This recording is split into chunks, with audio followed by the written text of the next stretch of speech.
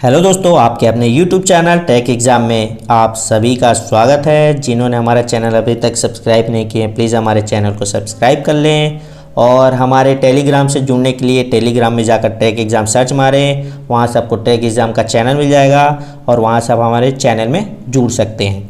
वहाँ आपको PDF वगैरह प्रोवाइड किया जाता है, वहाँ से आप PDF डाउनलोड करके आसानी से PDF के द्वारा पढ़ सकते हैं। आज का जो सेशन है वो हम स्टार्ट करेंगे। आज आपके लिए लेकर आए हैं हम जलप्रपात, भारत के प्रमुख जलप्रपातों के बारे में लेकर आए हैं। तो इसके लिए देरी न करते हुए हम ये वीडियो स्टार्ट करेंगे कि भारत के प्रमुख जलप्रपात कौन कौन से हैं। तो पहला जो जलप्रपात है जोग या गरसोप्पा जलप्रपात किस नदी पर है? तो ये शरावती नदी पर है। तो दोस्तों, इससे पहले मैंने नदियों के बारे में वीडियो बनाया है, वो डिस्क्रिप्शन में मैं आपको लिंक दे दूंगा, यहाँ आई बटन ऊपर पे भी दे दूंगा। आप वहाँ पे क्लिक करके नदियों के बारे में जान सकेंगे। तो ये जो है जोग या गरसोप्पा जलप्रपात किस नदी पर है? शरावती नदी पर स्थित है। ध्यान रखिएगा, शरावती नदी पर स्थित है। फिर जोग जलप्रपात किस राज्य में स्थित है? तो जोग जलप्रपात जो है कर्नाटक राज्य में स्थित है, ये ध्यान रखिएगा। अगला है एशिया का सबसे बड़ा जलप्रपात कौन सा है? तो एशिया की बात करें, भारत की नहीं ना, पूरे एशिया की बात कर रहे हैं हम। तो एशिया का जो सबसे बड़ा जलप्रपात है हुंडरू जलप्रपात है। यहाँ हुंडरू नाम का जलप्रपात है जो एशिया का सबसे बड़ा जलप्रपात है। अगला है भारत का सबसे ऊंचा जलप्रपात कौन सा है? अब भारत की बात करें, एशिया की तो बात कर लिए कि सबसे बड़ा जलप्रपात कौन सा है? हुंडरू। लेकिन भारत की जब बात करेंगे तो सबसे ऊंचा जलप्रपात कौन है? जोग जलप्रपात। यहाँ जो बात कर रहे थे हम जोग या गरसोप्पा जलप्रपात, यही जो जलप्रपात है वो सबसे ऊंचा जलप्रपात है भारत का। और ये किस नदी पर पूछेगा तो आप बता सकते हैं कि शरावती नदी पर स्थित है। अगला है जोग जलप्रपात का नया नाम क्या है? अब जोग जलप्रपात का नया नाम भी रखा गया है। तो नया नाम जो उसका है महात्मा गांधी जलप्रपात। ये एग्ज़ाम में पूछ दिया जाता है। पहला तो ये पूछा जाता है कि सबसे ऊंचा जलप्रपात कौन सा है भारत का, तो आप बोल सकेंगे कि जोग जलप्रपात। अब जोग जलप्रपात का दूसरा नाम क्या है? तो महात्मा गांधी जलप्रपात या नया नाम से पूछा जा सकता है। अगला पढ़ेंगे भारत का दूसरा सबसे ऊंचा जलप्रपात कौन सा है? अब भारत का दूसरा सबसे ऊंचा जलप्रपात, पहला तो जोग जलप्रपात हो गया या महात्मा गांधी जलप्रपात हो गया। अब दूसरे की बात करेगा तो येना जलप्रपात है। याद रखिएगा, येना या देना कुछ भी करके याद कर लीजिए, ये आपके ऊपर है, याद होना चाहिए बस। अगला है शिव समुद्रम जलप्रपात किस नदी पर स्थित है? तो शिव समुद्रम जलप्रपात कावेरी नदी पर स्थित है। ध्यान रखिएगा दोस्तों, नदियाँ कहाँ गिरती है, किस बंगाल की खाड़ी में गिरती है या दूसरे खाड़ी में गिरती है, ये सभी का वीडियो मैं एक और वीडियो बना के रखा हूँ, उस पर आप जाकर ज़रूर देखें। और दोस्तों, ये वीडियो अगर आपको अच्छा लग रहा हो तो प्लीज़ हमारे वीडियो को लाइक कर दें, शेयर कर दें और सब्सक्राइब जरूर कर दें। चलिए अगला पढ़ते हैं। चित्रकूट जलप्रपात को किस अन्य नाम से जाना जाता है? तो चित्रकूट जो जलप्रपात है इसको नियाग्रा जलप्रपात के नाम से जाना जाता है। अब दोस्तों पूछा जाता है कि चित्रकूट जलप्रपात कहाँ स्थित है, तो आपको याद होना चाहिए कि चित्रकूट जलप्रपात कहाँ है? छत्तीसगढ़ राज्य में स्थित है।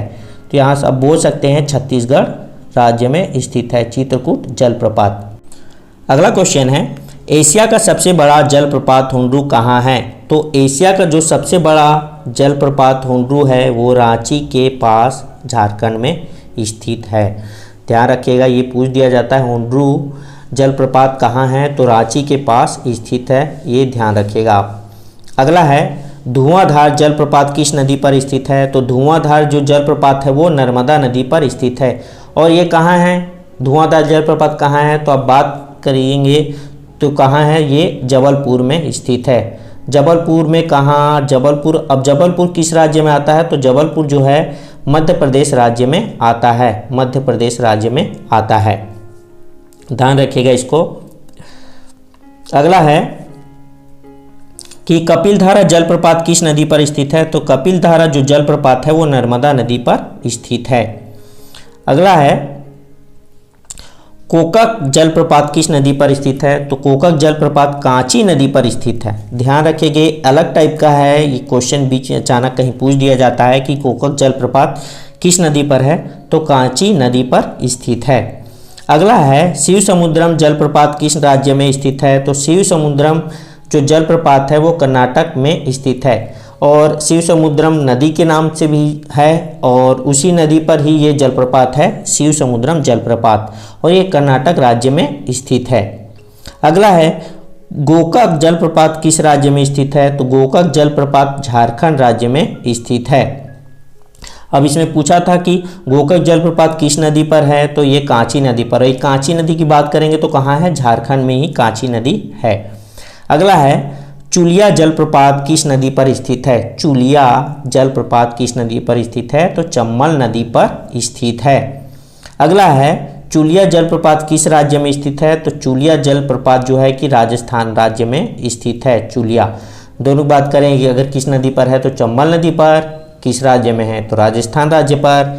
अगला है धुआंधार जलप्रपात कहाँ स्थित है? इससे पहले मैं आपको बताया था कि धुआंधार जलप्रपात कहाँ है, जबलपुर राज्य में, जबलपुर में है और मध्य प्रदेश राज्य में स्थित है। अगला है साडनी जलप्रपात किस राज्य में स्थित है? साडनी जलप्रपात किस राज्य में स्थित है? तो झारखंड राज्य में स्थित है। अगला है साडनी जलप्रपात किस नदी पर है? तो संग नदी पर स्थित है। ध्यान रखिएगा, साडनी जलप्रपात किस नदी पर है? संग नदी पर स्थित है। फिर उसके बाद आता है गौतम धारा, या उसको गौतम धारा को बोलते हैं जोन्हा जलप्रपात, दोनों के नाम से जाना जाते हैं। ये किस नदी पर है? राहु नदी पर स्थित है। अगला है गौतम धारा जलप्रपात किस राज्य में स्थित है? तो गौतम जल धारा जो है झारखंड राज्य पर स्थित है। अगला है पाइकारा जलप्रपात किस नदी पर है? तो पाइकारा नदी पर ही स्थित है। अगला है पाइकारा जलप्रपात कहाँ स्थित है? तो ये महाबलेश्वर में स्थित है पाइकारा जलप्रपात। और पाइकारा जलप्रपात किस नदी पर है? तो पाइकारा नदी पर ही स्थित है। कहाँ है? महाबलेश्वर में स्थित है। अगला है येना जलप्रपात किस नदी पर स्थित है? तो येना, इससे पहले नदियों का जो वीडियो बनाया था वो येना नदी है, और येना जलप्रपात कहाँ है? तो येना नदी पर स्थित है। येना जलप्रपात किस राज्य, किस स्थान पर स्थित है? तो राज्य नहीं पूछ रहा है, यहाँ किस स्थान पर स्थित है? नीलगिरी पर स्थित है। तो दोस्तों आज के लिए बस इतना ही। प्लीज़ हमारे वीडियो को लाइक करें, शेयर करें और सब्सक्राइब करना ना भूलें। Thanks for watching.